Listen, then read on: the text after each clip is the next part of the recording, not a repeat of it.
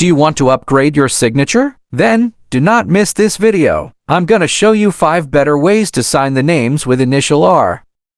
This one's my favorite one. Observe how I started and drag its tail to make a big enough curve as I did here to fit the rest of your name. Even though it looks complicated, it is actually easy and quick. You just need a little practice.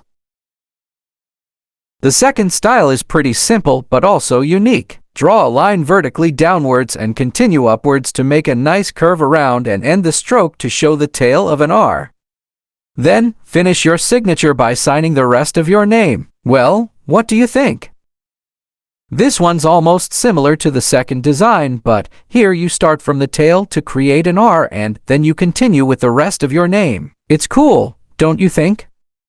How can I not show classic cursive style? Just extend the tail of this R all the way to form a curve like this. There's no doubt the classic ones are always beautiful. And hey, we are over 700,000 strong on TikTok. Check it out. Save the best for the last. I would definitely go for this dramatic style. Start with the line and start signing the remaining name, and then create an R shape from the curvy extensions of the last letter as I did here. This one's not simple but surely worth it, right? Let me know which one would you choose.